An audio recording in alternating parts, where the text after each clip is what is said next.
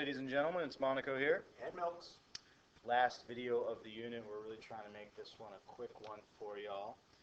Just kind of heads up, we really hope you're watching these ahead of time before you come to class to do our practice, because you're building some base knowledge. You may not be an expert at protons, neutrons, electrons, electron behavior after watching this video, but you will have more than you did before you knew anything about it. Right, and then you're not trying to absorb and perform at the same time. Right. You can ask questions when we're actually there in person. You can ask the questions because you've actually experienced it. We set this up in a sequence and an order of operations because it would be easiest to learn it if you did it the way we set it out for you. Absolutely. So please invest in that.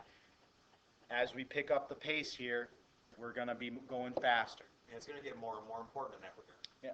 So we're talking about 32, 33, and 34 in your packet. We're talking about excited and ground state atoms and how an electron behaves as it circles the nucleus of a element.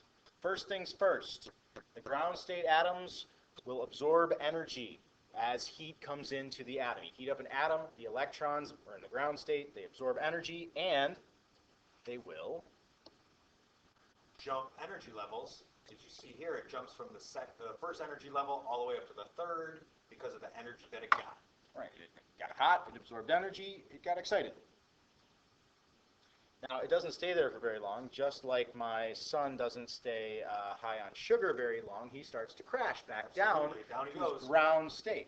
So it stays there for a few nanoseconds, if you will, and it falls back down to its original energy level. It wants to go back home. Then the magic happens. The energy that it was absorbed is then released in the form of light. This gives us proof that something was happening and that these little critters, electrons, even exist.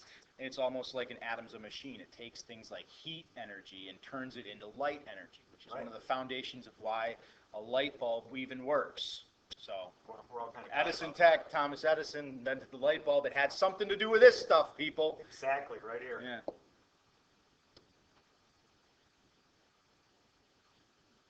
The amount of energy that was released determines the wavelength of light that comes out. That wavelength, of course, is determined its color.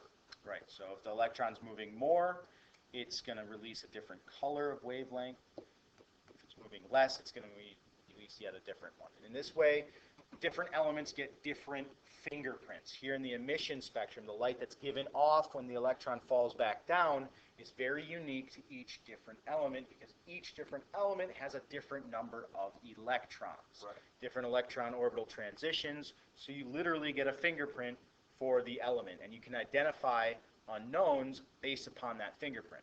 Sure. It's really cool science. Yeah, which is where we wanted to let our inner geek out, but in the interest of time, you're going to have to go and learn a little bit of geek yourself. Absorption spectra in stars. This is how our astronomers do exactly what?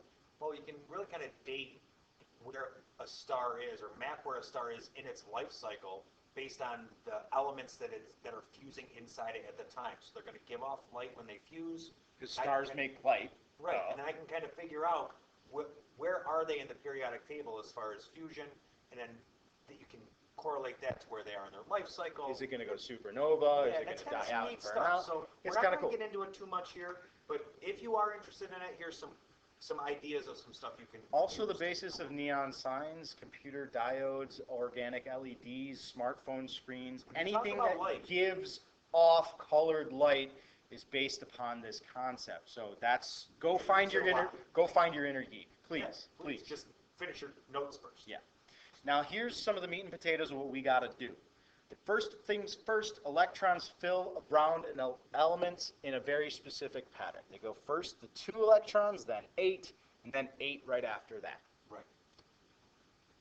There is, if we ever get to the 4th energy level, I got to fill 2 first before I go back down to the 3rd. But we're really not going to get too much into that for the whole course. We're going to actually, as we get through down here, we're going to teach you a little trick to get you through it even a little bit faster. And basically the trick is, can you match? If you can play the matching game, grounded and excited is not going to be difficult for you. Well, let's see if we can use the 288 just for these first few and see how that works. Sure. For the first one, the Bohr electron configuration 2-1. Well, the first ring has 2 electrons. Okay, that filled up. And then the second ring has 1, and it doesn't have any more, so there's nothing out of sequence. Ground state. Perfect. Easily. Perfect. On the second one, I see the 2, and then I see the 0, and so bing, bing, bing.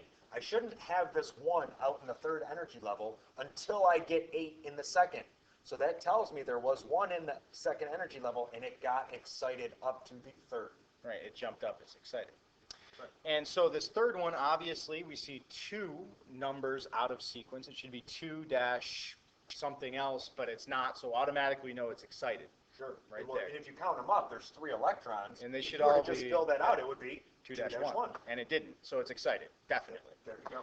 All right, so then we're going on to the next one. Next one, I see right there, that 7 is what I'm looking at. It should be an 8, because that 3 should not be 3 until that 8 becomes 8. So I'm out of sequence, I'm excited. Right, and this next one, 2, 8, 2. 2 filled first, then 8, then 2. Okay, yeah, it looks like we're going in sequence, so that's definitely ground state. Right, and on the next one, same thing. I have 2, that's good. 8, I'm full. Third energy level, 8, I'm full. I'm going to start into the fourth, and that's ground state. Everything's right in order. And once we get to the fourth energy level, you can start using the second trick, which is matching the periodic right table. Okay, so you know the sequence. You can identify it for the small ones really easily. Now we look at the periodic table electron configurations and try and find 2-8-8-2. Right, 4 energy levels, so go right down to row 4. Or 2-8-8-2. Yep, it's there. Ca, calcium, ground state. Perfect. Matching. Next one, Mr. Milks. 17 has got me a little confuzzled. I'm not really sure. So I'm going to look here. I have 4 energy levels. So let me go down to the fourth energy level. Do I see a 2, 8, 17 anywhere? Nope. No. So I don't see it anywhere at all. Excited. Must be excited. This next one, 2-8-18-8. I can find that on the periodic table. It is here. It's in the fourth period. It's krypton Kr, and it matches perfectly. Ground state. Ground state it is. Now, just based on our rules right there, that 6 is an oddball. It should be an 8 before I have anything else. Automatically, I'm just going to go with the rule and say that that's exciting. Excited. Sequence. And look at this last one. Oh, you set me up easy. There's another one that's out of sequence. There should not be 5 electrons in the second ring. If there's 18 and then 32 in the third and fourth, there should be 8 electrons before the other rings fill up. So we know that is excited automatically based upon the rule. Now we're going to have to apply a little bit of our prior knowledge with protons and electrons to identify the elements as well. And how are you going to do that, Mr. Phelps? Well, because I know that if I am an atom and I'm just exciting my electron, I'm not gaining or losing electrons. So number one, I have to have the same number of electrons I started with. I just exciting one up and it's coming back down. It never goes away. It's still there. So that number doesn't change. But this way my number of electrons should equal my number of protons. Because you're a neutral atom. Right. So the way to get the identity on these pages is to count the total electrons, find the identity of the element related to it, and then determine if it's in the ground or excited state. Let's go through it. So the first one, number 1, the identity is sodium because it has 11 electrons, and it is in the ground state because the sequence matches the periodic table. Perfect. There's nothing out of order. And then second one, I have a 2, 8, 16, and a 3. Add that up, I get 29. 29 is copper. I look on my periodic table. Copper is 2, 8, 18, 1. Doesn't match. Excited. Yep. Let's look at the third one. We've got a total of 12 protons and electrons. It's magnesium, Mg. And the sequence matches 2-8-2 for the periodic table perfectly, so it's ground state. There you go. Number 4. 2, 7, 8. Add them up, I get 17. 17 protons is chlorine. I look at chlorine's electron config. I see 2, 8, 7. Doesn't match. The 7 and 8 are swapped. It's got to be excited. Yeah. Number 5. I know this is excited off the bat. Because, how is that? Well, there's 1 electron in the first ring. There should be 2 before the second one starts to fill. There you go. So I know it's excited, but what is it? 3 plus 1, total of 4 electrons, so it means there's 4 protons. Be beryllium. Nice. Number 6, I see 2, 8, 6. Add them up. I get 16. Look at the periodic table. 16 is sulfur. I see the electron config is 2, 8, 6. Matches up. I'm ground. Now in 7 and 8, I'm going to hit both of these at the same time. The first 2 and 8 are cut out for interest of keeping the number sequence short. I personally hate that. I wish they would just print the dang numbers on the reference. A little smaller. Just, No? yeah. But anyways, Okay. we'll count up the total electrons, the With the 2 and identity 8. with the 2 and 8 that aren't written there. The identity for number 7 is lead, L-E-A-D, and the sequence does match, 1832, 1804. It matches the periodic table, so it's in the ground state. For number 8, there's an 81 total electrons. That is thallium. I know the name because I looked on the back of the periodic table, Right, atomic flip this number bad boy 81, Yep, flip it over, it goes by number. TL, thallium. Done. There you go. Good. And it does match the sequence for TL on the periodic table, so it is in the ground state. Mr. Milks, clean it up. So number 9, I'm going to add them up. 2, 7 is 9. I look it up. It's fluorine. Matches up. 2, 7. Perfect. It's ground state. Add up number 10.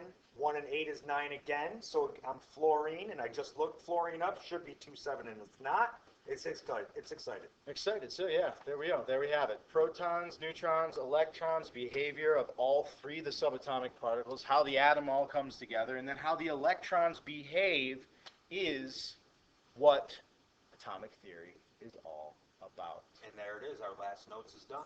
Yeah. Go ahead and find out some other stuff out there by searching up, absorption and emission spectrums. Teach yourself a little bit about astronomy and, well, modern technology. Sure. Now we got to practice using these electron configs, and we're all set. That's it. So thanks for watching. See y'all later. Folks.